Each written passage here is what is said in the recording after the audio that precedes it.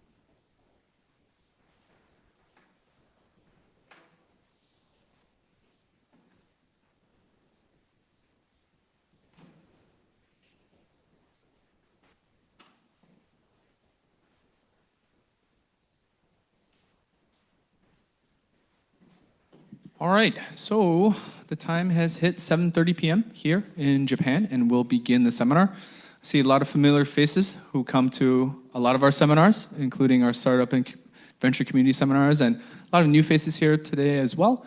And hello to all those joining from online. My name is Jeremy. I'll be your MC tonight. And tonight, our seminar topic is on the opportunities and risks of launching an AI startup in 2025, brought to you by the Startup and Venture Community. And I'll tell you how to join this community after we finish the seminar and main event. So a little bit of an introduction about GLOBIS. But first, this is our 4th seminar for the community. So thank you very much, valued community members. Really appreciate you for your continued attendance. And all right, a little bit about GLOBIS. So we are the largest MBA program here in Japan. We welcome over 1,000 new students every single year, and we make up about 40% of all graduate students in business or management of technology programs. But we're not just a university, we have an entire business ecosystem. So we have over 10,000 MBA students and graduates in our network and over 400,000 professionals trained. We also have nearly 1 million e-learning service clients, and we've sold over 3 million books regarding business management. And our venture capital firm, GLOBIS Capital Partners, has invested to date over $1 billion in startups. So we have a whole entrepreneurial support system here at GLOBIS and GLOBIS University in general. So G-Incubate, you can join this. It's a research and startup project. You can think of it kind of like an incubator program to develop a business plan and prepare for actual entrepreneurship, prepare you on how to approach VCs. So actually 2 of my close friends here joining in person tonight are part of this program. I won't reveal who they are. Maybe you can find them during networking if you're interested in participating in this in the future. And then we have G-Challenge, which is a business plan contest. So winners will receive a grand prize of an investment up to 10 million Japanese yen to start up your business and also get consultation and guidance, a lot of guidance and mentorship on how to accelerate and how to scale up. Then we also have G Startup. So this one is actually an accelerator program, and it's open completely to non-GLOBIS community, like MBA students or MBA alumni. And I don't know if you guys probably seen those Loop kind of scooters, bikes. So that was one of the companies in this program. Yeah. And then we have G Growth, Growth Investment Program. So this investment program is for startup companies founded by our students and alumni. All right, so we're going to begin the seminar very shortly. And if you're joining online, please write your Zoom name in English. And then we ask you, please do not record, copy, or redistribute our seminar contents. All right, without further ado, I'd like to introduce our speaker tonight. So please give a warm welcome to Tim Romero, partner at JERA Ventures and founder and host of Disrupting Japan podcasts.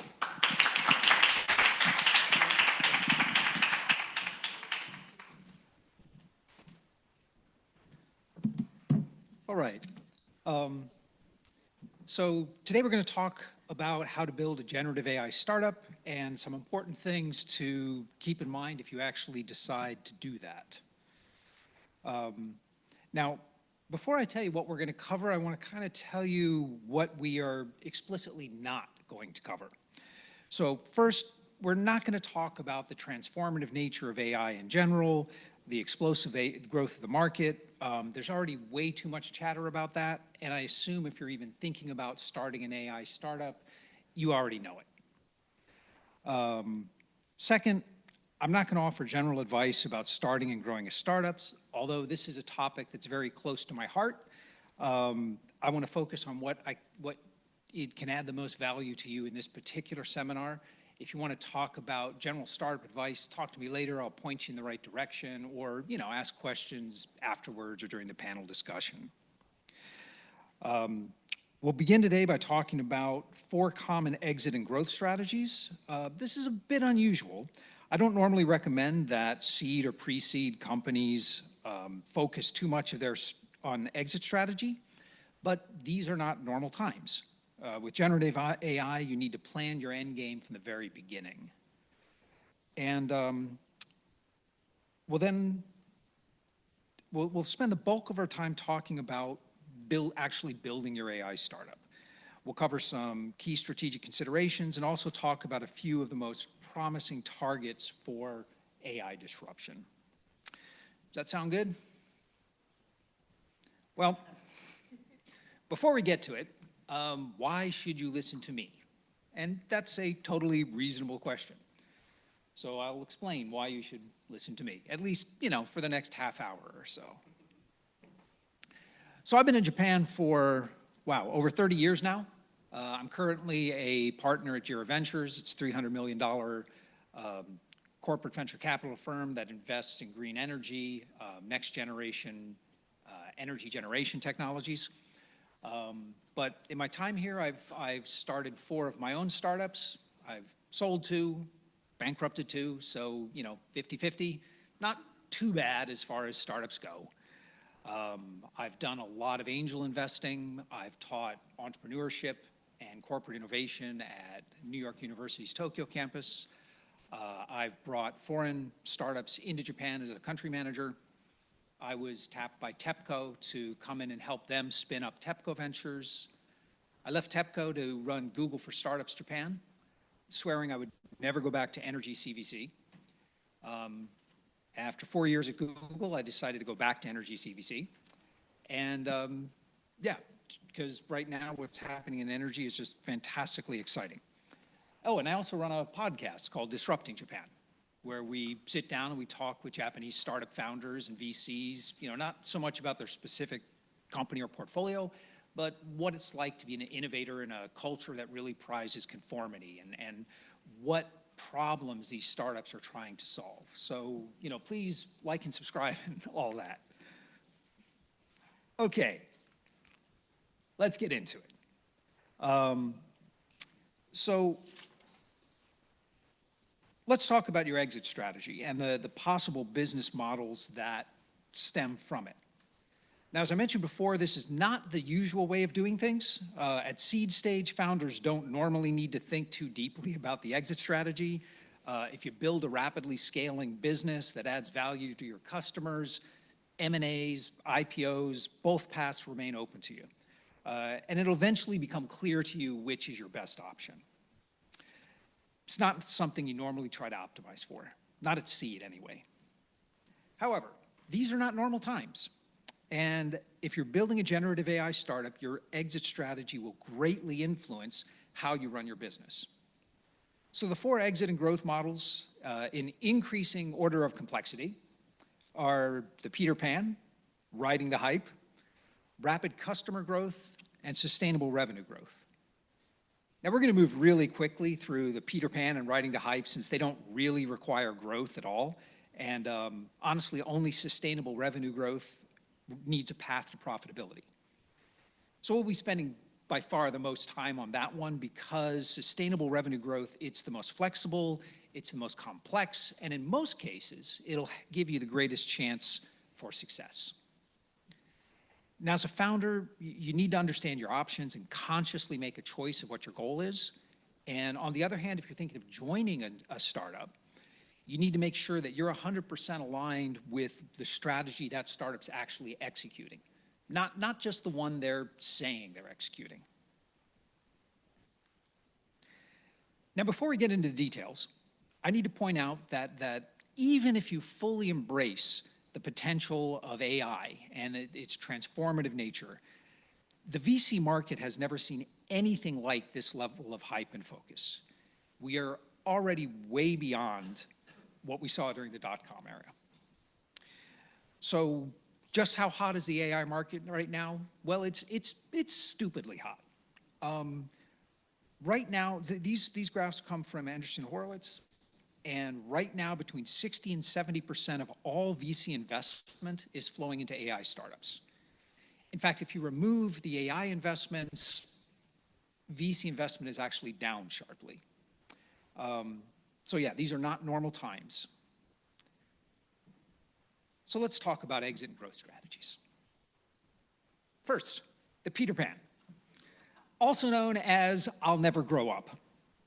Now, this is not a serious strategy, but sadly, it's the one that most startups are executing, either consciously or unconsciously. They raise some pre-seed, maybe some seed money, they play with some cool AI tools, they ship a Me Too product, and then they disappear in a year or two when they can't raise a Series A. Now, I include this for two reasons. One, because like a surprising number of founders seem to be fine doing this. Some people just seem to want to have a founder experience and run what I've heard called a starter startup. Which, you know, I mean, if that's what you want to do, fine, you know, but it seems like kind of a waste of everyone's time. You know, we are here at the beginning of what might be one of the most important transformative shifts in technology, and man, it makes sense to swing for the fences. Don't waste your time chasing small dreams on this. And two, I include the Peter Pan model for those that are thinking of joining an AI startup. If you're thinking of joining a team that is not clearly executing one of these other strategies, they're probably never going to grow up, and you're probably wasting your time with them. Okay, let's move on to more profitable strategies. Our second strategy is to ride the hype. Now, I mean, all startups need to do this to some extent, but we see hype-driven business plans in every hot startup sector, but I mean, AI has everything dialed up to 11. Riding the hype is a pure play. This is pure marketing. Your product is your stock.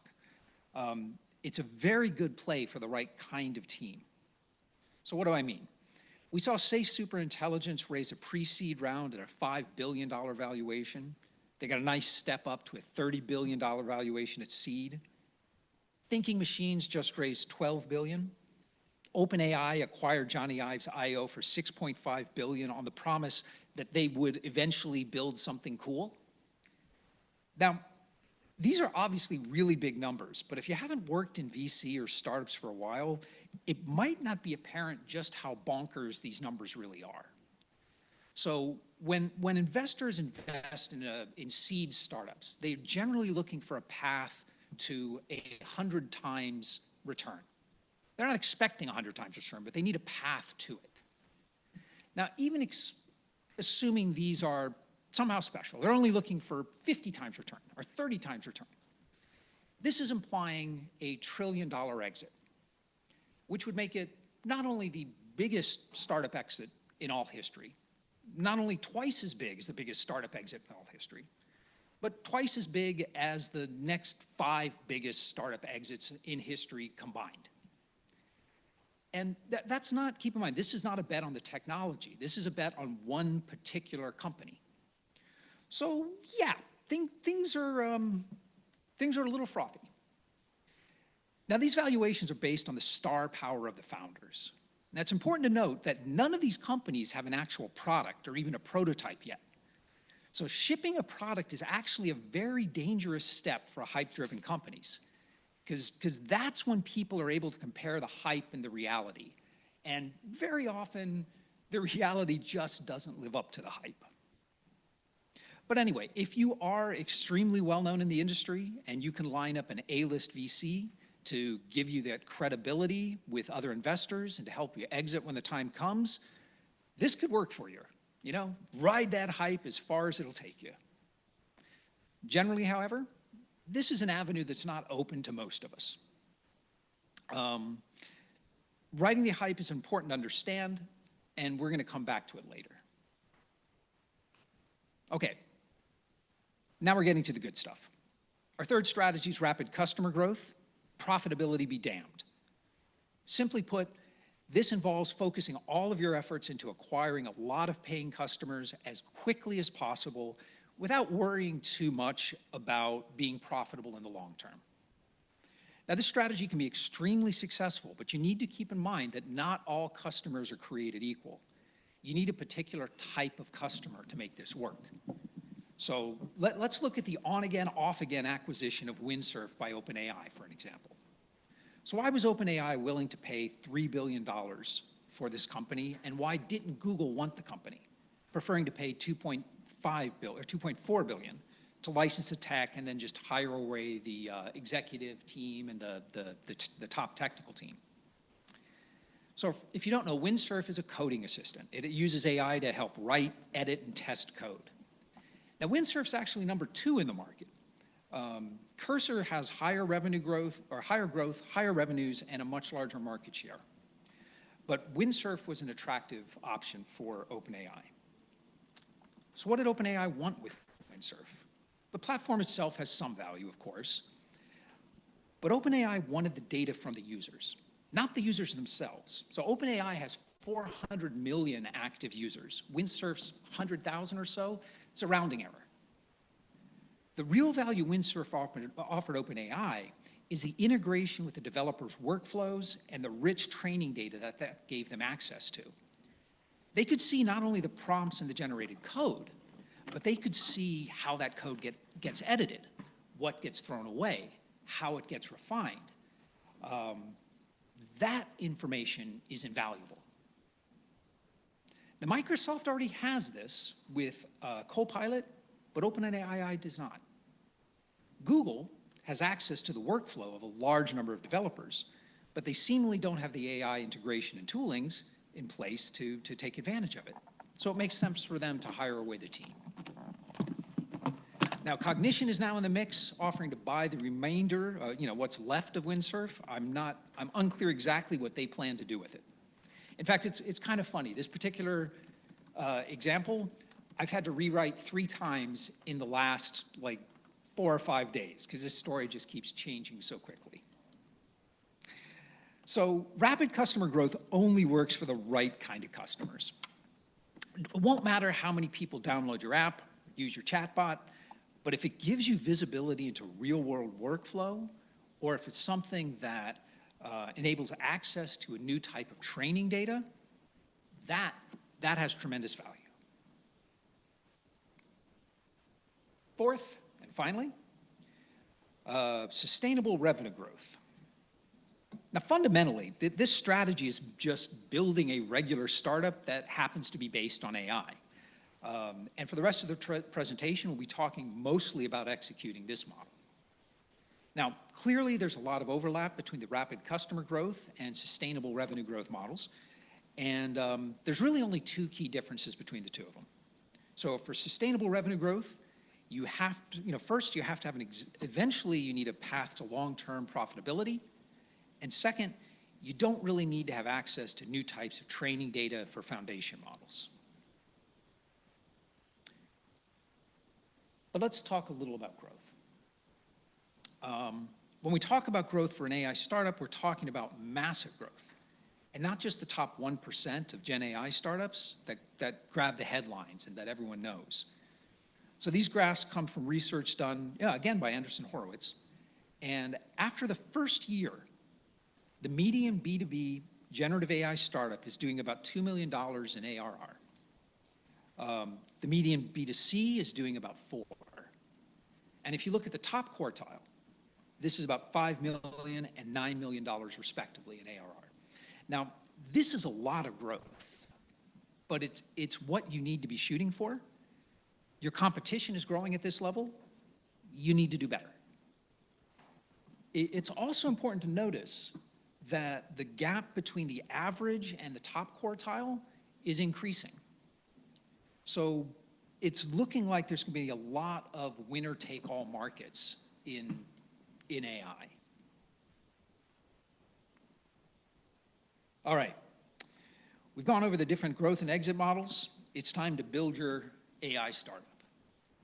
So we're going to talk about 4 important strategic considerations, and those are the thin wrappers, whether you want to be a generalist or a specialist, how to plan for very rapid foundation model improvements, and the importance of getting customers using it. And then we'll talk about some promising targets for AI disruption. So let's talk about thin wrappers. Now, thin wrappers are relatively simple front end that makes using AI more accessible for a specific use case. A wrapper takes user input, transforms it a little bit, calls an API, passes that output back to the user. There are thin wrappers supporting social media post generators, HR chat bots, study tutors, email responders, therapy bots. I mean, just a whole host of applications. Now, the term thin wrapper has been used dismissively because a thin wrapper puts you in a very vulnerable position. You've got no real IP. Nothing stops the foundation companies from moving sideways into your niche and pushing you out. And furthermore, since thin wrappers tend to be quick and easy to build, you're going to have a lot of competition no matter what you're doing with them. But you know, I've changed my thinking about thin wrappers recently. For all their downsides, they can be extremely useful. And there's a couple of reasons for this. First, the balance of power has actually shifted a little bit. The performance differences between the various foundation models is not as large as it used to be, and it seems to be getting smaller. Your switching costs from one model to the next are extremely small. There is no lock-in across different models. And second, even if you don't own any valuable IP yet, you own a customer relationship, and that can be extremely valuable if you use it correctly. Both for the workflow integration that we talked about before and for the horizontal integrations we're going to talk about a little later. And finally, the large AI companies are not aggressively moving into verticals. And when they do so through acquisitions rather than building products. So OpenAI is far more likely to acquire your startup than it is to build a product that competes with it. So yeah, thin wrappers are a valid strategy.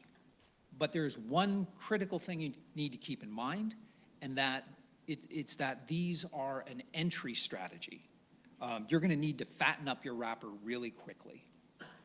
And in very general terms, you can make your wrapper taller, or you can make it wider.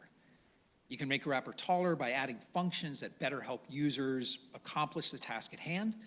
This can be things like additional processing of the API output, additional editing tools, or other kinds of transformations.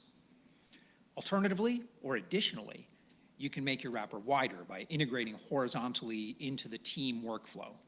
So is your customer feedback tool, is it accessing support databases and online forums to see how you've interacted with this customer in the past?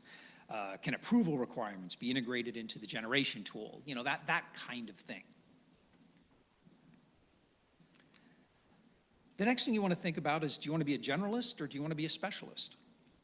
And there's no right answer to this at all. You can make a great deal of money either as a generalist solving a small problem for 1 billion customers or a specialist solving a really big problem for a few hundred customers.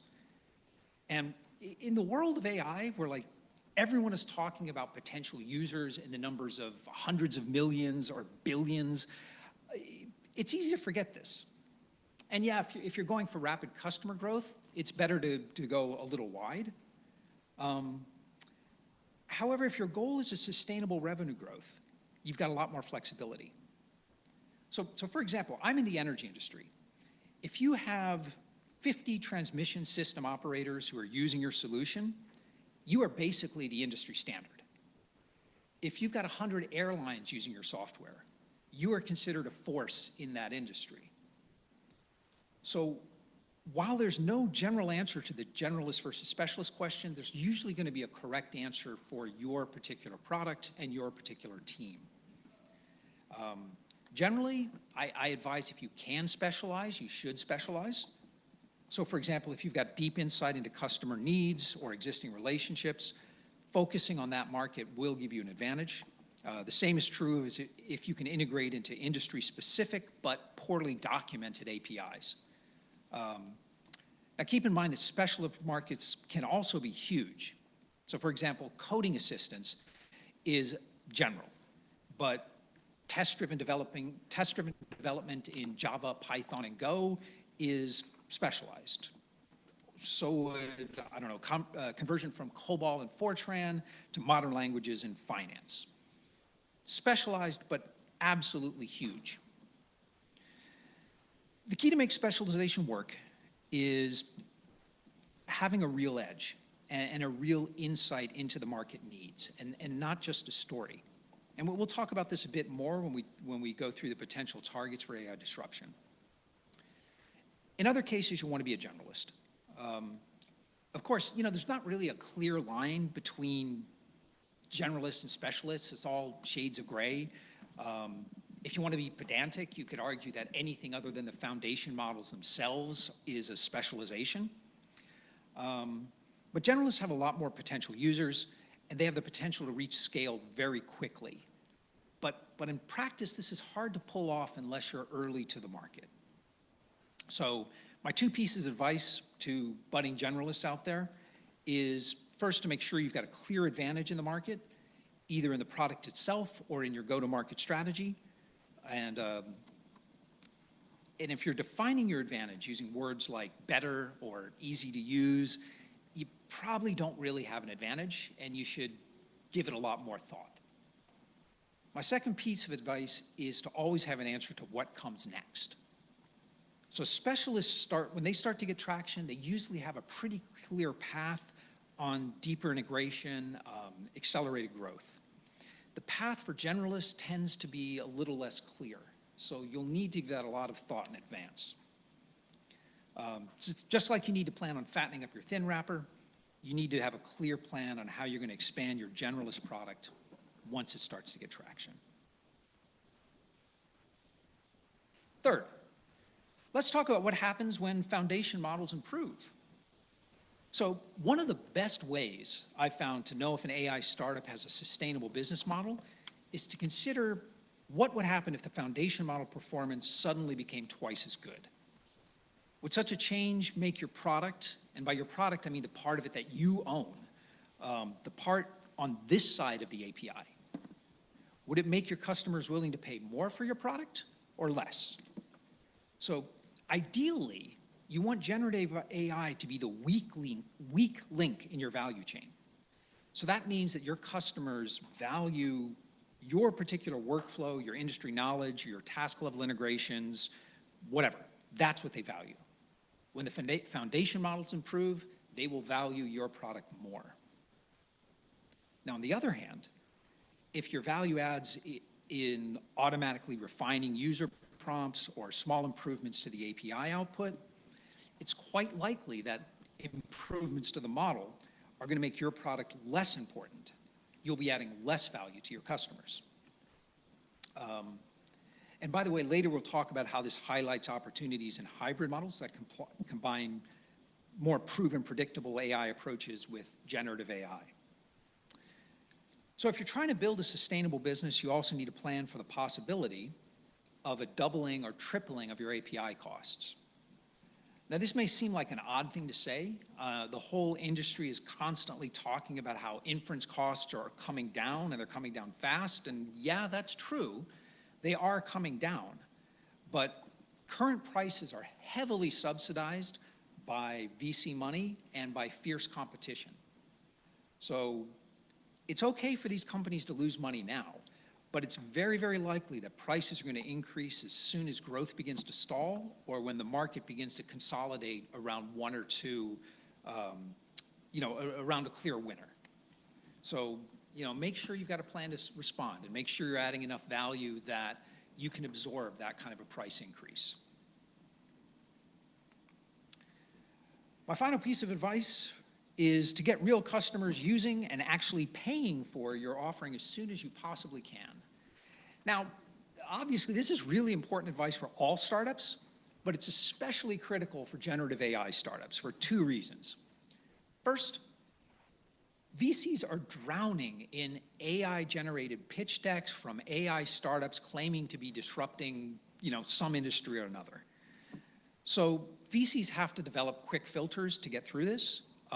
Some look at the founding team, some look at where the introductions came from, but everybody pays attention to paying customers. So if you've got paying customers at seed, you're already ahead of 95% of your competition. Second, customer feedback is more critical for generative AI startups because the demos and prototypes can be just so jaw-droppingly impressive. There is a very real risk that you will trick not only your clients, but that you will trick yourself into thinking that you have solved a problem that you really have not solved. Now, maybe you have, but but you're not going to be sure until your customers are actually using your product in production. AI is still new. Buyers haven't yet had time to calibrate their demo to reality expectations yet. So until you have customers that are paying you to solve their problems, you'll never be sure.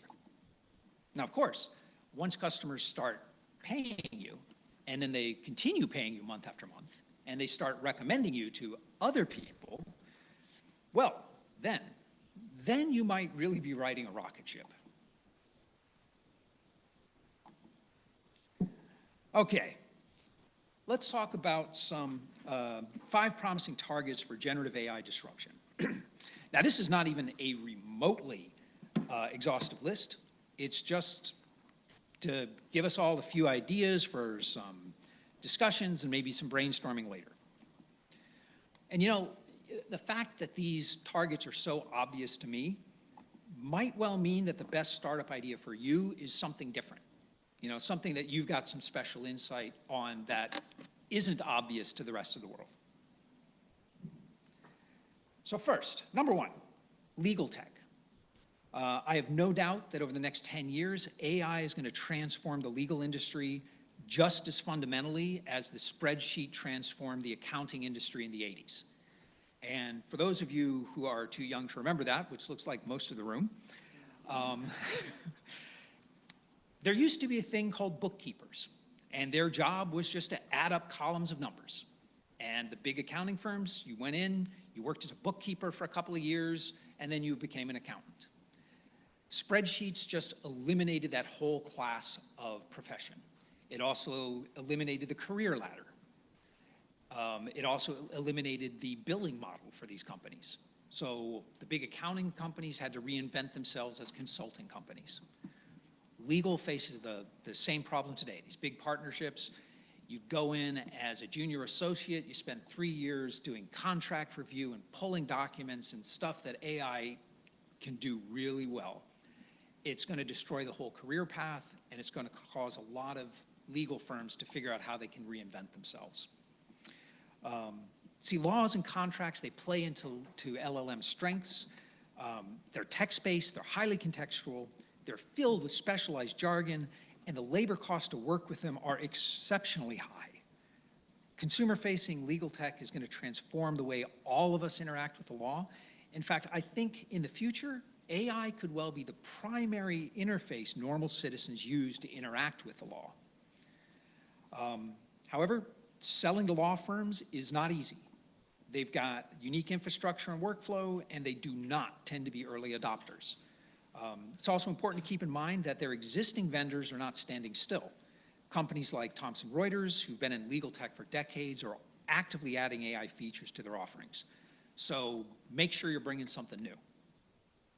Number 2, sales optimizations. The generative AI is already being used to support human sales staff, to optimize online sales, and even in fully autonomous agents that can sell on the internet. This can be a great target because sales is metrics driven and tends to be very open to new technology. Keep in mind, however, that this openness is a two-edged sword. On one hand, it makes it easier to onboard your first few customers and prove that you can deliver. On the other hand, there are thousands of competitors out there who are making exactly the same claims you are. And so if you do not deliver, and deliver very fast, you're going to quickly be tossed aside. Two quick pieces of advice for those thinking of developing Gen AI sales tools. First, if you don't already have a background in performance marketing, you might be surprised at the complexity of the industry and the amount of AI that's already in widespread use. This sector is fiercely competitive, so make sure you understand the state of the art before diving in too deeply. Second, please don't be an asshole. There's already so many dark patterns and abusive practices in online sales. Don't make things worse, you know? I mean, Gen AI, there's so much potential to do genuine good and make a tremendous amount of money doing it that, you know, you don't need to do something like that, right? Be on the good side. Build something you'd be proud to tell your mom about. Number three, construction and physical project development. Now, there's a lot of great and highly specialized generative AI application we rolled out in the space. If you want to build anything, and in many cases, if you want to tear down anything, you need permits, and you need to ensure you comply with various regulations. And now that sounds painfully obvious, but the challenge is it's very hard to know how many different agencies are regulating you, who they are, and what regulations actually apply to your project. It all depends on what you're building, where you're building it, and believe it or not, sometimes when you are building it. There's no simple way to find out what those regulations are. A large project will likely have to comply with regulations from multiple agencies and multiple levels of government, both local and national. AI can be an absolutely fantastic tool for simplifying and speeding up this process. Number four, hybrid AI solutions. So AI is already in widespread use across many industries. It's well trusted and has been for over a decade, longer in many industries. So traditional AI already dominates predictive maintenance, demand forecasting, quality control, energy management, process optimization, anomaly detection, all kinds of classification and sorting from medical scans to inventory management, right? In many of those cases, however, innovation slowed, and the problem often is in the interface, either into or out of the system. It's a communication problem. In some cases, generative AI can be the answer. This target's not open for everyone, but if you understand the strengths and limitations of how traditional AI is being used for a given application, the potential for meaningful innovation here is absolutely huge. And finally, horizontal integration, or as I like to call it, death to SaaS. So because of the SaaS boom over the last 20 years, many companies have information that's spread across dozens of different and poorly integrated SaaS products, and it's not for lack of trying. Proper integration is next to impossible because there's so many of these systems and they change frequently. So Gen AI has the potential to provide universal interfaces that can reach across multiple SaaS products and enterprise platforms. Now, it's clearly not the right tool for every job. You don't want to build an accounting or a compliance system on top of generative AI. It's not meant to be a system of record. However, its potential to provide quick overviews and insights in areas from project management to customer satisfaction to product quality is absolutely incredible. So AI will likely replace many of these SaaS products entirely in the coming years. However, since the database vendors and the big data companies are already rolling out generative AI tools here, you're probably going to want to specialize. If you understand the workflow and the needs of a specific industry, there is a lot of potential in being a SaaS killer. Now, some of the programmers in the audience might have noticed something missing from my list here. What about pure tech plays? If you've developed a way to improve a foundation model, speed up training or inference, what if you've come up with a better way to do fine tuning? Wouldn't that be a good path to be acquired by one of the big AI companies? Well, maybe, but probably not. Now, I am by no means an expert on the technical aspects of generative AI. So if you are an expert and you believe that you have a game-changing tech, and other recognized experts who are not part of the project have told you that you have game-changing tech, then yeah, go for it. But from what I've seen, when you dig into them, most of these technology acquisitions turn out to be either products, they turn out to either be products that have proven themselves through rapid customer growth or startups founded by famous people who are riding the hype. So it's not enough just to build great tech. You need to have the market validate your tech and your startup and validate the fact that it is in fact great. So I want to thank you for coming out tonight. I'm looking forward to the panel discussion and taking questions later. And I'm easy to find. Connect on LinkedIn. Check out Disrupting Japan if you get a chance. And thanks very much. All right. Thank you so much, Tim, for that great presentation. Very interesting. And now we're going to start the panel discussion. So please give us a moment to set that up while you think of questions later to ask for the panel as well, after they've started talking and asking each other some questions. So let's introduce the first panelist. This is Reiji Yamanaka. So if you've been to our startup and venture seminars before, very familiar face, GLOBIS faculty for our venture series courses, and also managing director of our KIBOW Impact Investment Fund. Let's welcome Reiji. All right. And then also next is Kelvin Song. He is also GLOBIS faculty for Technovate in AI courses and program director of our English MBA program here at GLOBIS University. Welcome. All right. Give the floor to you guys.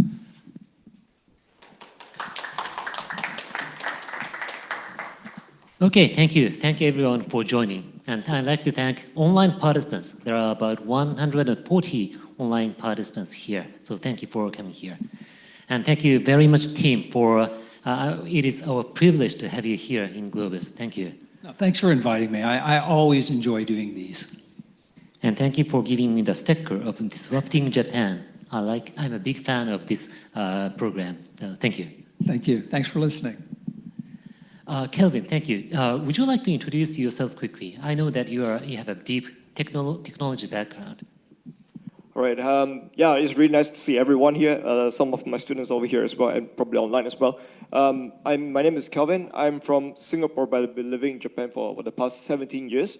Now I'm the program director for the English MBA programs in GLOBIS. I'm also leading the course development in AI and Technovate-related subjects. So yeah, this is my background. Thank you. Okay,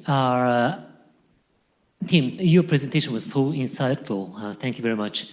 And I was particularly interested in this one. I'd like to start from this question. How can we enjoy the path for sustainable revenue growth? Sustainable revenue growth. I think many of you are interested in starting up in future. By the way, how many of you are starting up in future? Okay. How many of you have already started up? Okay. Or just to understand the audience, how many of you are interested in starting business in the AI area? Okay. So how many of you are interested in starting business that may be related in AI? Okay. Now we understand the background. So getting back to my question. How can future entrepreneurs define the good area where they can enjoy sustainable revenue growth? Yeah, I think, well, another thing is, I think that over the next 5 years, it's going to be hard to identify an industry that is not influenced by AI. It's going to just become like the internet, where it's just a tool that everybody uses by default.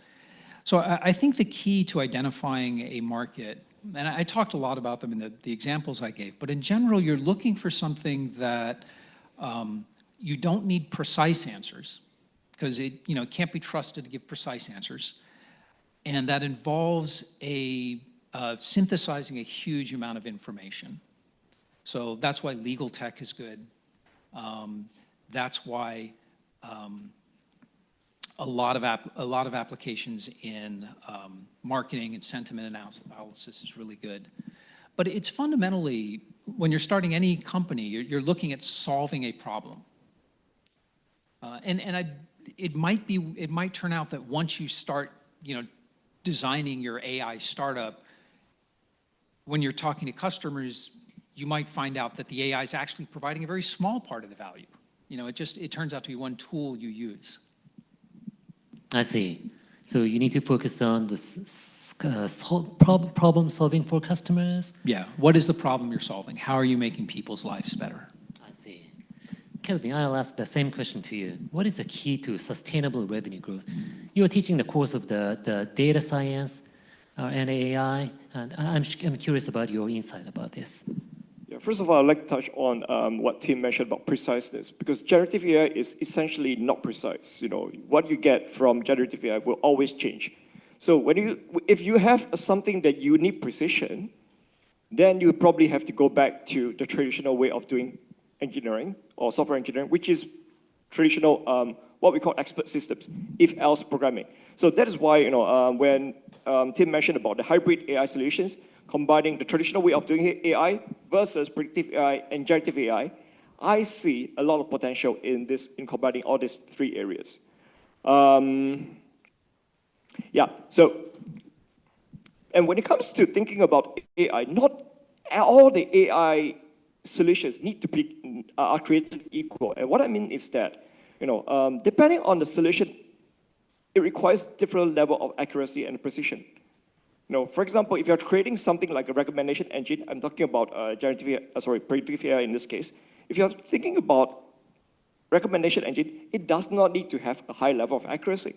As long as you can recommend something that people tend to use or tend to like in 10% out of 100%, 10% of the time, it is already providing some value. But if you're thinking about things like autonomous driving, things that are mission critical, the level of accuracy or precision has to be very, very, very high.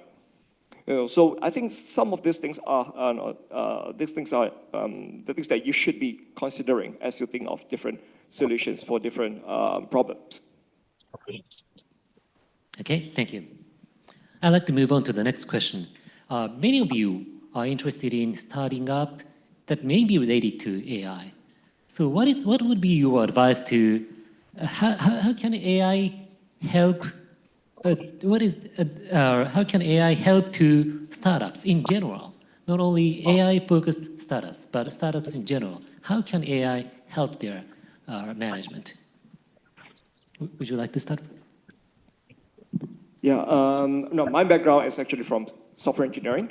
So looking at how AI is doing, Tim mentioned a lot about coding assistant. Vibe coding is the keyword right now. I feel very threatened because of my background as software engineer. But at the same time, I also see a lot of opportunities.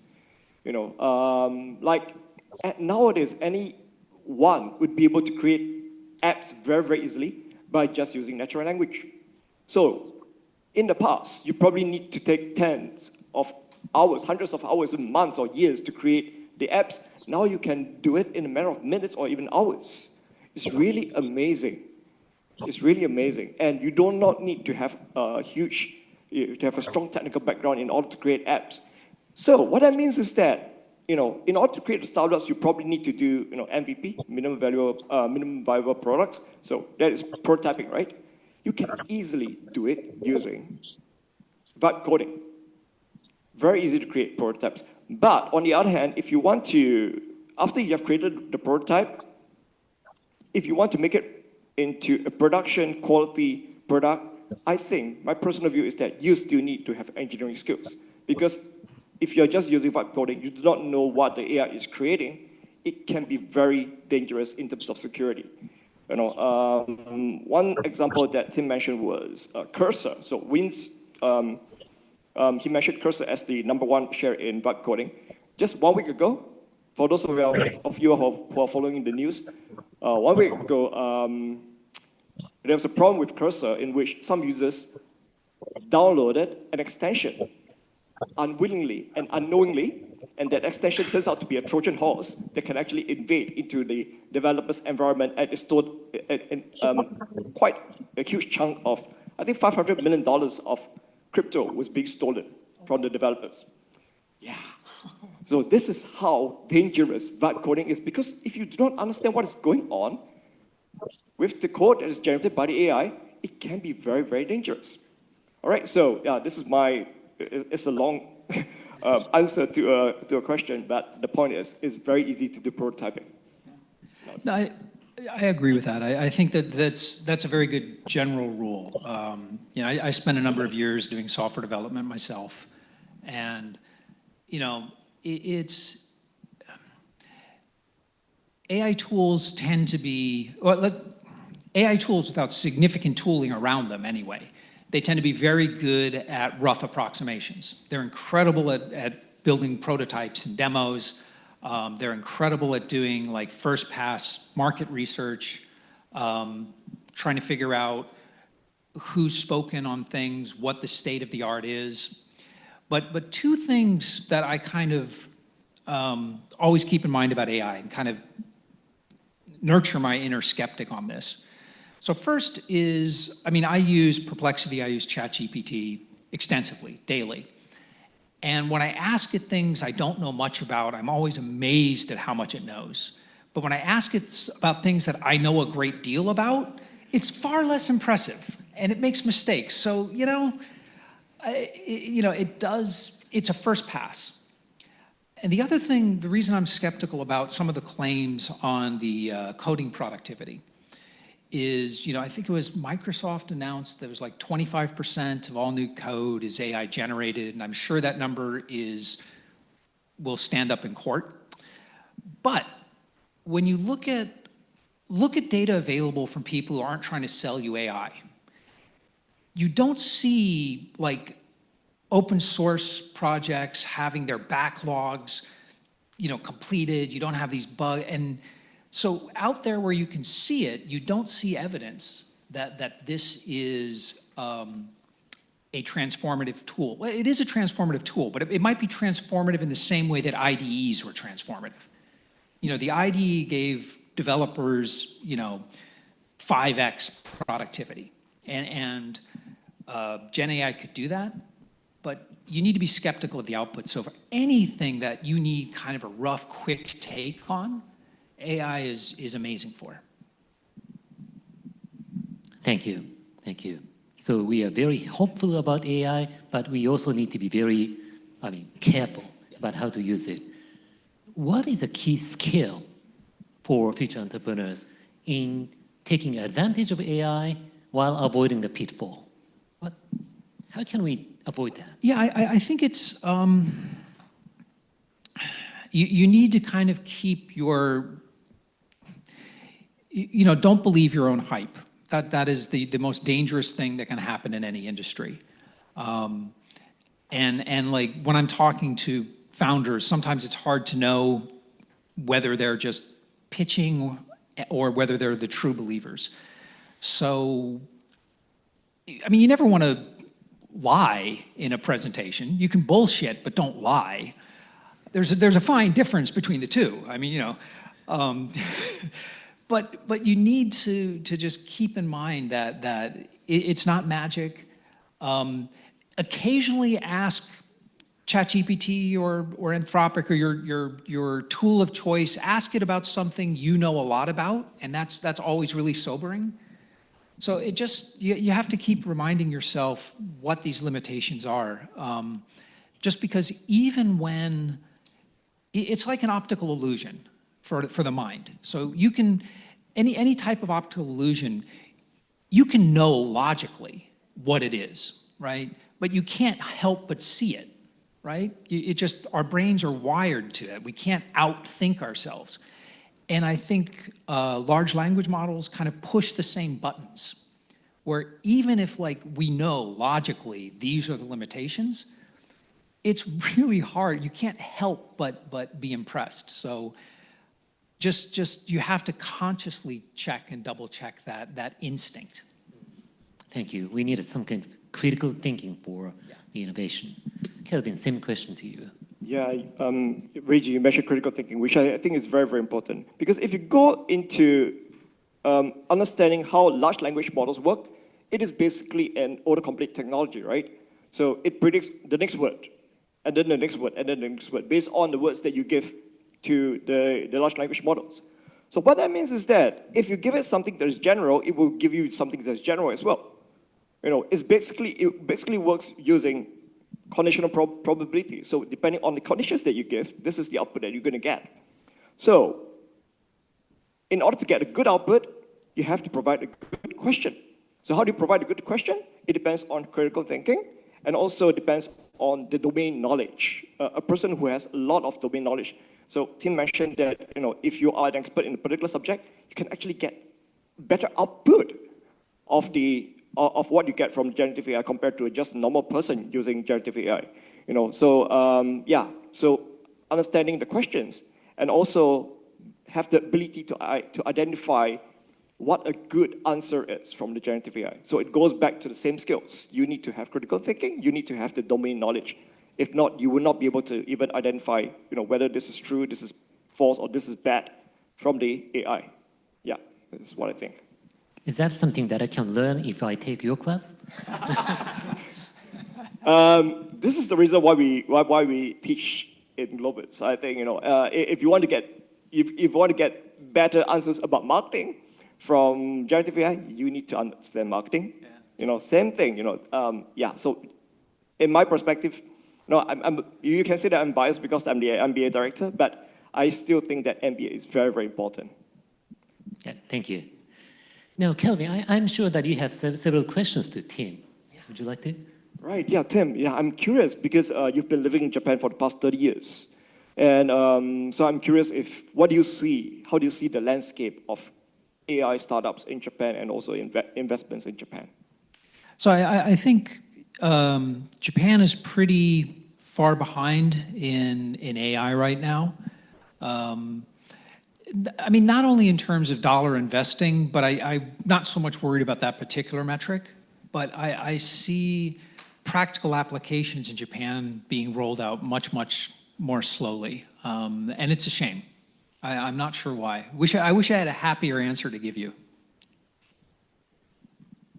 Well, I'm puzzled why that is. Do you think that the investment amount is not enough, or entrepreneurs? Well, I think it really is. I mean, anytime there's a new technology, there is a cluster of innovation. So there is a group of people who's just trying to make things work and coming up with new ideas and pushing the boundaries. And so we saw this. I think the reason that American technology companies dominate this particular wave of startup innovation is because smartphones and cloud computing originated in like San Francisco and Washington. There was clusters of people just trying to do different things and experimenting with them, and they were way ahead of everyone else. China's done the same thing with a lot of small batch manufacturing. It's a lot of people like pushing the envelope, trying different crazy things. Everyone's got two friends they can call up and say, well, how would you solve this problem? So I think fundamentally, it's not something that like, well, it just needs more money or we need more AI courses in universities. I think that right now, just that's where the cluster is. That's where the innovation is. And anyone, you know, if you're in Italy and want to start an AI company, it's highly likely you're going to move to San Francisco because that's where all the cool stuff is happening right now. So I think that's just the fundamental reason.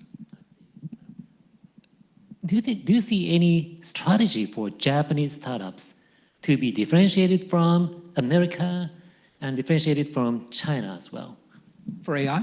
For AI in the yeah, AI space. solve problems. Solve problems. I mean, there are areas in Japan that have unique problems. There are clusters of innovation in Japan. Japan leads the world in like industrial robotics. There's a lot of factory automation that is Japan's way ahead of everyone else. So there are those clusters here. They're just not AI clusters per se, but that's fine. So you can apply AI anywhere you find this like cluster of innovation where you can exchange ideas with creative people who are like pushing the boundaries. So, play to the strengths. I'm interested in that approach. As an impact investor, I'm interested in solving social problems. And many social problems in Japan are related to communication problem, as you mentioned. And AI can potentially solve it. For example, AI can help consumers reach medical experts.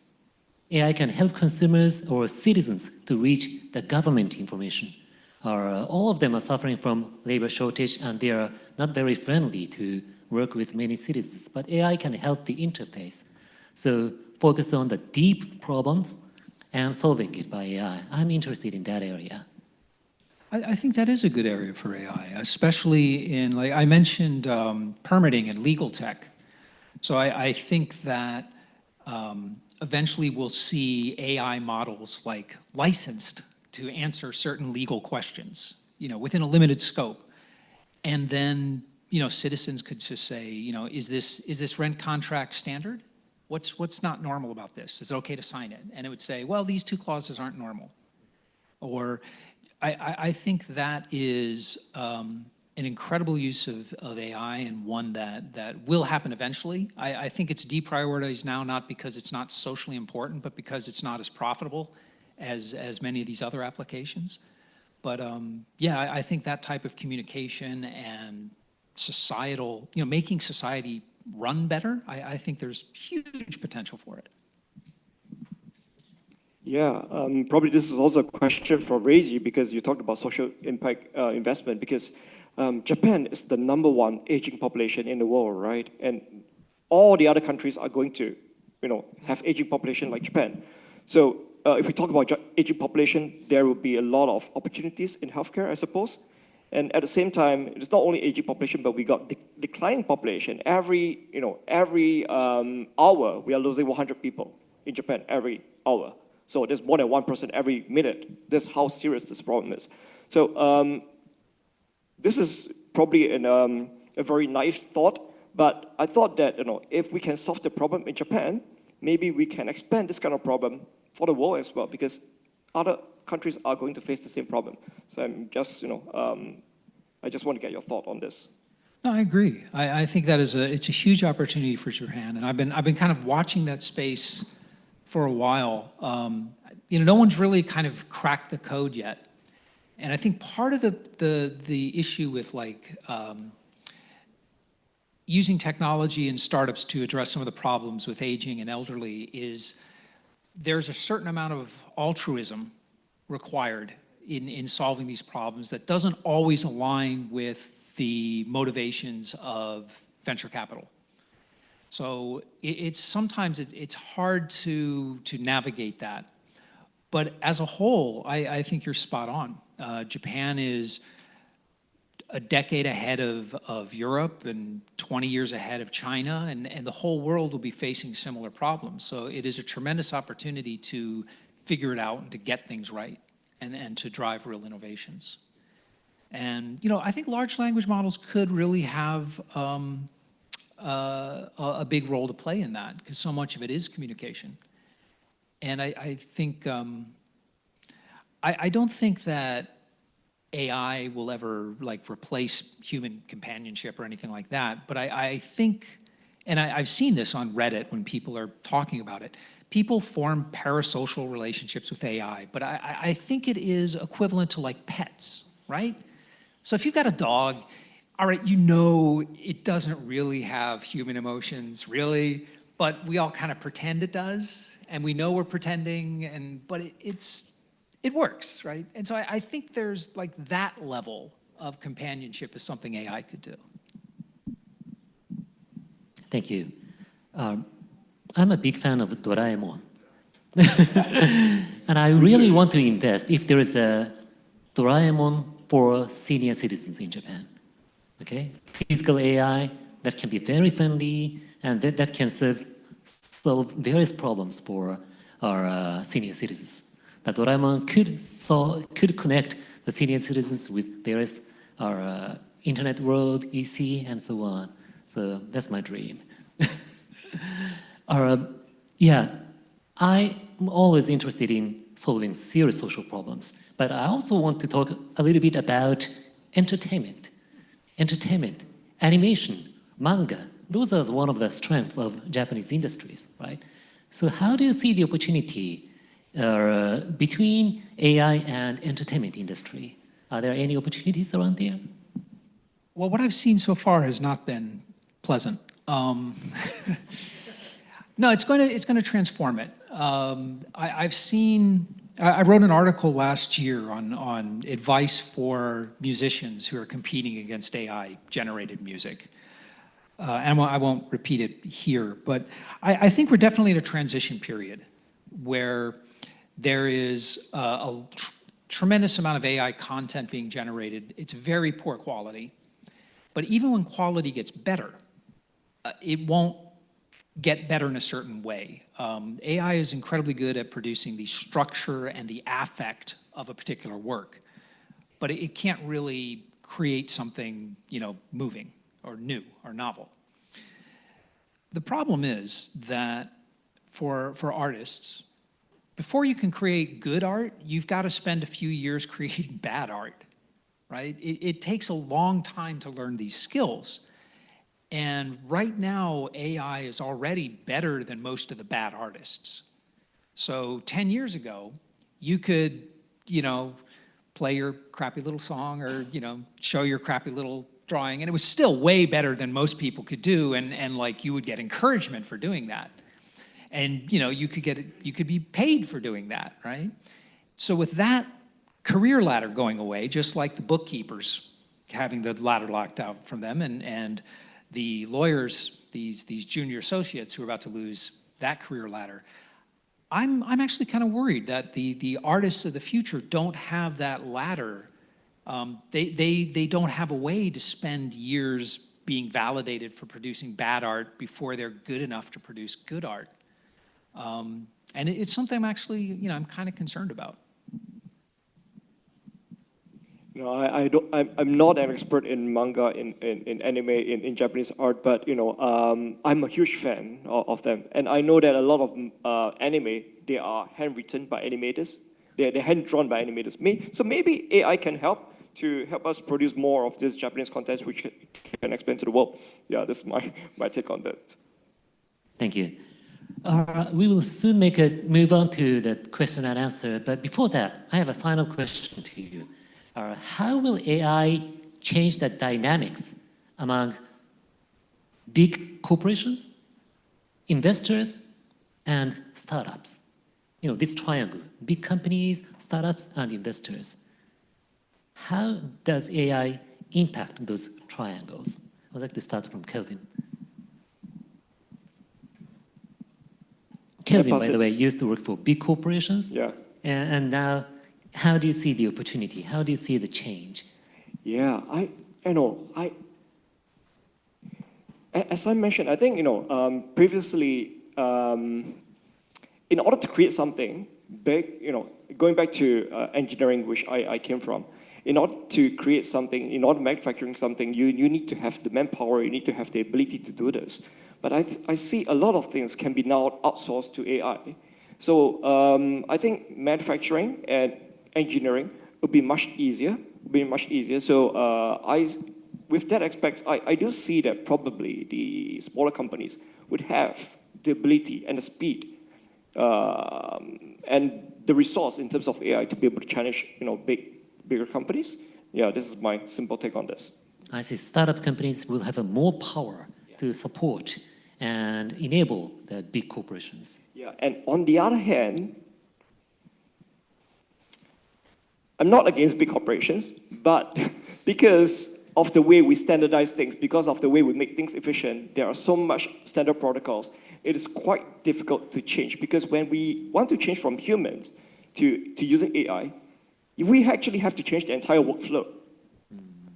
And it's not an easy switch from the current workflow to a new type of workflow. I see. Yeah. I will ask the same question to you, Tim. You have observed this triangle in Japan for more than 20 years. Yeah. How do you see the change? I think, so the same question as him, or, okay. It's a really interesting question. I think that the impact on startups will be, in terms of like the power dynamics, will be smallest on startups. Startups, they're always kind of nimble, they adapt new technology, they're always running as lean as possible. The big companies, I think it's really going to hurt. Manufacturing, industrial companies, they've been automating and using, let's call it traditional AI for decades now. So I think the impact might actually be smaller there. But in white collar work, all of this work of like writing reports for managers and managers reading reports and synthesizing this to give to a project manager to give to a portfolio project, that's all going to kind of go away. And that's going to be hard because corporations are run by people, and the whole reason people join a company is that they're in charge of other people, and the number of people that you're managing informs your salary. And so I think it's going to be hugely transformative towards large corporations, and I can't predict how exactly. I think it will give VCs and capitalists in general a great deal more power in the short term, because these efficiency gains will be concentrated on those who make those investments, those who have the capital to deploy into it. Long term, these kind of things tend to even out. So yeah, like kind of broad brushes, that's kind of how I see it shaking out over the next 10 to 15 years. I see. How do you see the bargaining power balance between investors and entrepreneurs? I've read somewhere, I've heard the hypothesis that the startup companies don't need to hire so many engineers. Therefore, they don't need to raise so much amount of money for starting up. So they may enjoy a higher bargaining power against the investors. Maybe. How do you see that? It's complicated. So sometimes if you raise $1 billion, you need to justify raising $1 billion. So some of these companies, I think, are just hiring people whether they needed them or not, because you've got to spend the money. Because if you don't spend the money, you can't raise the next round, so your valuation can't go up, and the VCs don't make money. So there's a little bit of that game going on. But I think more fundamentally, it's just this ebb and flow. It goes in cycles. So when things are bubbly and exciting, startups have a lot of power. They get good valuations, they get multiple term sheets. And, when things aren't going so well, the power dynamic flips. And it's just cyclical. And the types of startups and the exact formation of technical versus sales changes every cycle and what they're working on. But that just seems to be, it's like the tides. We need to understand the hype cycle. And when the hype is high, we should enjoy and take advantage of it while building the solid revenue stream. Yep. And getting ready for the downturn. But it's worth noting that usually the biggest, most successful companies are ones that are founded in the downturns. And I think it's just because it's a filter. The only companies that can get funded at those times tend to be very strong, very innovative. They're entering the market without a lot of competition. So, but yeah, I mean, I've started companies at both times. It's a cyclical industry. Okay, thank you. Now let's move on to the question and answer. Or shall we start from taking questions from the floor? Yes. Yes and yes. Let's start from here. This gentleman. Let's take 2, and then we have some questions online as well, all right? Hi, my name's Cole. I work in human resources, have done for the last 20 years, and I'm endlessly fascinated by the future of work. I was particularly interested when you mentioned about the evolution of accounting through spreadsheets and bookkeeping and disappearing, and potentially what could happen with the legal industry, particularly with the sort of early career jobs and tasks and things. AI natives are coming at us quite fast. We used to talk about digital natives. Now AI natives, particularly, kids are using it at school now, like they don't know any different. how can, one of the things we see with a lot of AI stuff now is people relying on their olden day skills to analyze and validate what AI is putting out. But I think the next generation coming through may not have those olden day skills. They were born with a ChatGPT account, for example. Can you give a little bit more sort of commentary about what you could see potentially happening in the future when the AI natives potentially dominate a lot of the professions? I think you're absolutely spot on there. I think it is a society-wide problem. The same thing with the bookkeepers being replaced, but the same thing is like someone has to make bad art for a while before they make good art. You have to do, learning any skill, any job requires a few years of not being particularly good at it. And currently the education system is across the world is based on this idea that the output is, the world does not need another undergraduate essay on Hamlet, right? It's the only people who will ever read it are those that are paid to read that essay, right? But the value is that to create that essay, the student has to read certain tasks and analyze certain tasks and exercising that muscle. And ChatGPT has just like short-circuited that completely. And so our way of, and there's no putting that genie back in the bottle. It's just not going to happen.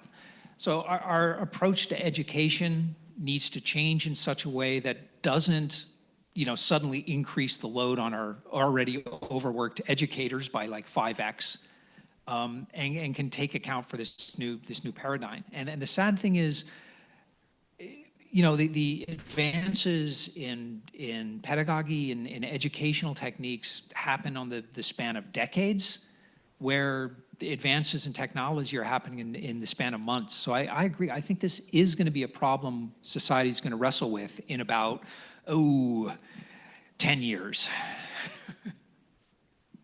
Thank you.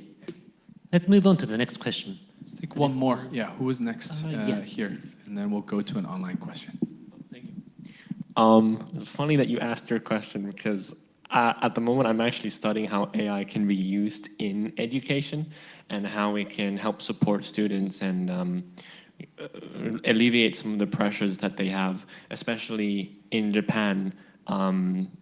This country is quite notorious for having a lot of pressures on their student to study and to do well and to go to cram school afterwards as well. So they're kind of spending their whole life, childhood, studying. And one of the things that a lot of theorists and well-known people in pedagogy and learning theory suggests is that your emotional state and your motivation plays a fundamental role in how you absorb learning and how you build your skills. And I wanted to ask, what do you think the potentials for AI in education is? And have you seen in what ways can it be used to kind of maybe add to or revolutionize the current methods we have to help students? Kelvin? Yeah, for education, I think the problem with education right now is that, we are trying to educate everyone in the same way. And that should not be the case because every one of us, we have different pace and we have different ability to absorb the materials that we have. And when it comes to learning business, we all come from different industries. So, we might be more associated or related with one particular topic than the other one. But the way we teach right now is that we teach the same thing to everyone. And fundamentally, that is because we do not have we cannot assign enough man-to-man lecturers for every single person. But using AI, we probably can. So I see one possible future in education is personalization, so personal tutors. So depending on your industry, maybe the AI will be able to teach you in a different way, depending on your pace. And maybe even when we talk about case studies in business, maybe the AI can also generate a case on the fly that is related to your industry, that is related to your background and to be able to let you absorb a particular concept in a better way. So I think personalization is one way to go in education industry. You know, that's interesting. And I think maybe what you're saying about the ability to provide more one-on-one, not the just education, but the evaluation. So instead of writing another undergraduate essay on Hamlet, you would have an AI that would be talking to the student about what they learned about Hamlet and what they thought about this. And that scales, where a professor couldn't talk to all 50 students, an AI could. And I'm sure there's ways you could like make sure that that student is monitored and not, you know, stick them in a Faraday cage or something. And so, you know, so they're not using AI to answer the questions, but I think we're gonna have to use it, absolutely. Okay, online questions. Okay, so here's like a kind of general question, but ties into AI as well. It's from Michael. It says, in your experience, is there a lot of motivation for entrepreneurship by young people in Japan? He says, I don't currently see it at my tech university here in Japan. It seems that big companies dominate and bureaucracy strangles motivation. How can persistent young graduates who want to start their entrepreneurial journey in AI development, how do they do that in Japan? Well, I think it depends whether if you're asking from the point of view of one ambitious student or from kind of a structural societal point of view. So if we've got an ambitious student on the line, I'd say that most universities have a good deal of support for entrepreneurs. There's even larger programs like one run by the University of Tokyo that's nationwide and can provide access to mentors, to financing. So there is a tremendous amount of help and mentoring available in Japan right now. I think it's so much better than it ever has been. Now, on a societal basis, yeah, there's nowhere near as much of a passion for entrepreneurship in Japan as we see in, say, San Francisco. But it is there. I work with high school students sometimes, and there's a tremendous amount of energy and drive and passion, and it's there. And the thing we need to keep in mind, I think, is that even if for the sake of argument, let's say San Francisco is the most innovative place on the planet, right? How many people are actually doing anything innovative? Like 1%, 0.5%? You know, not really. Even people working at innovative companies aren't really doing anything innovative. And so in Japan, if we can just nurture that 0.5% of innovators and connect them to the right resources, and more important, connect them to each other, that is utterly transformative. So, I mean, I've been here over 30 years, so part of this is seeing the incredible progress that's happened in that time since I've started my first company. But part of it's also practical, like what I'm seeing now. So I'm very optimistic for Japan in that. Thank you. The last question from online? Maybe we have time for one more in person and then come back to one more online. Yeah.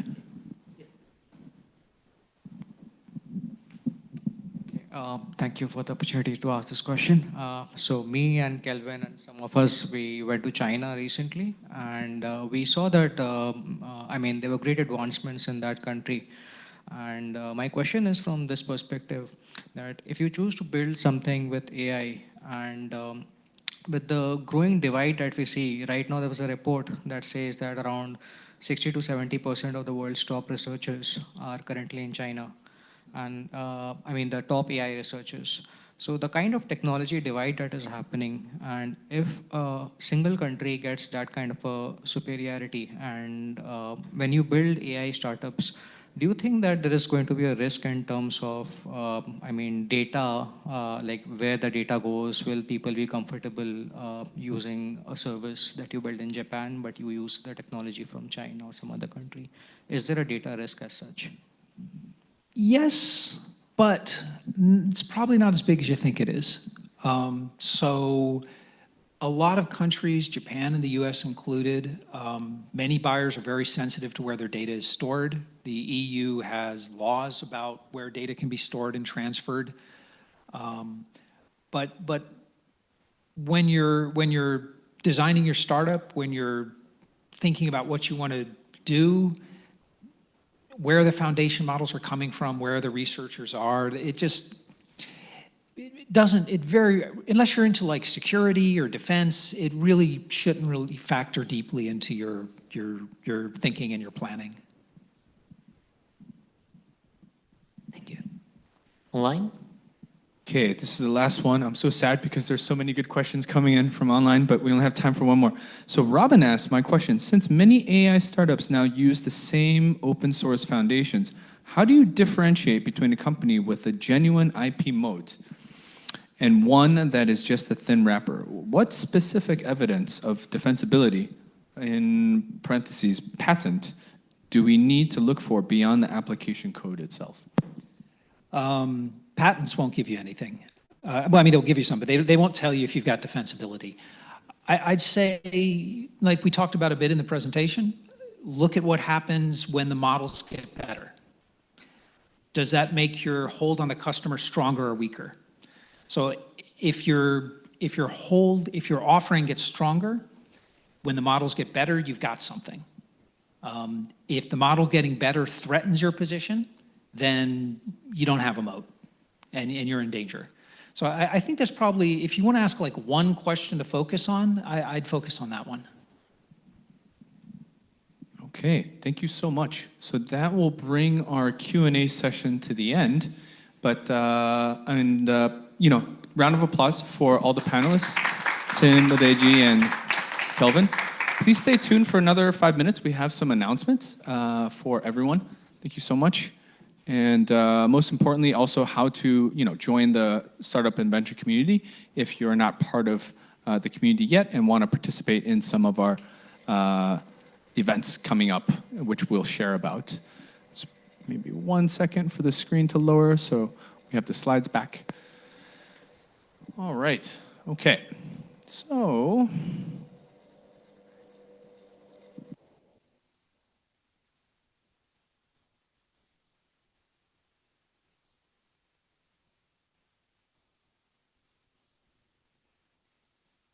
okay, all right, just very quickly. So our students and alumni can totally tune out for this next minute. About our MBA programs, we are a university. We do have MBA programs. Just talk very briefly. I'll try to get through this as quickly as possible. We have a 1-year full-time MBA program. So if you're looking to finish an MBA in 1 year and you want to come to Japan to study, we do support study visas. And the next intake is September 2026.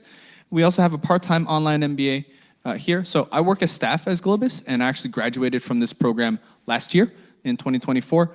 It's very good for those who want to continue working and also study at the same time.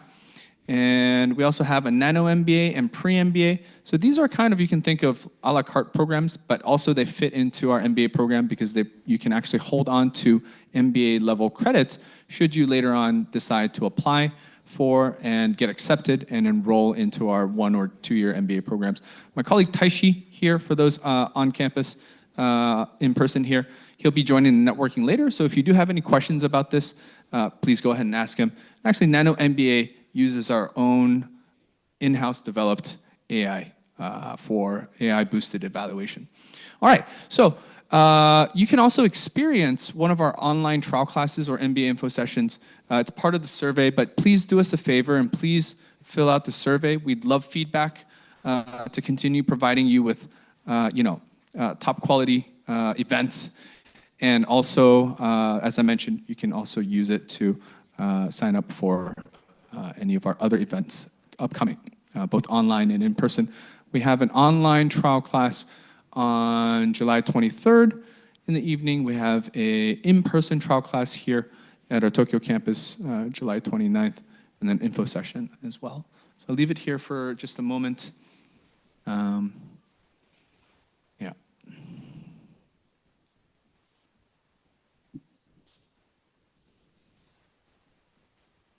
And then after this, there's one more QR code, very important one for joining the LinkedIn community. All right, so we have a group on LinkedIn where we gather and kind of share about upcoming events in the community, and sometimes we post some resources and other agendas in there as well.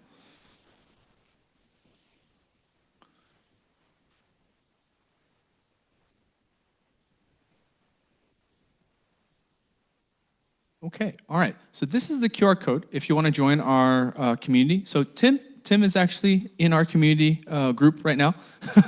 And you know, we have almost 200 members now. So we started this community back with our first seminar back, and it was Reiji, the speaker for the first seminar back in October. And we've grown quite a bit, and this is our 4th seminar, and we're also planning other events for communities only. So this is open to anybody. Anybody can join. You know, our students, our alumni.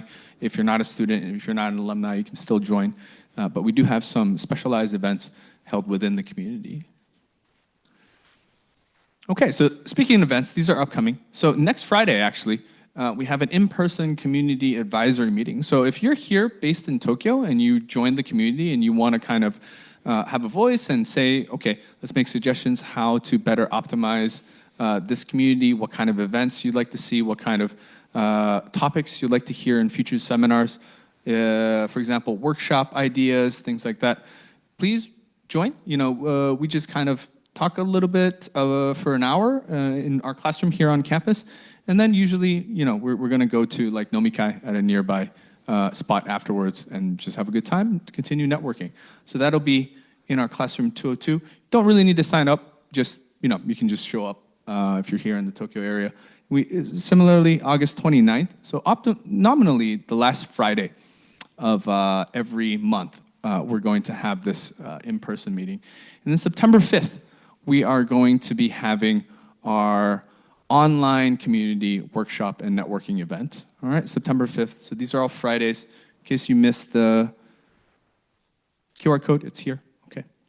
And then we'll also send it to your kind of maybe follow-up emails afterwards as well. All right, so that is the official end. We're going to have networking out in the foyer area for in person. But first, let's have photo time. We're also going to have networking online. If anybody wants to stay online, I'll be here, and then, you know, we can kind of network, especially community members. But anyone can join the online networking. So please wait for, if you're online, stay in the Zoom if you'd like to say hi. But first, let's have photo time. So if everybody could gather kind of near the front, we'll take a quick photo, and then we'll be out in the foyer area.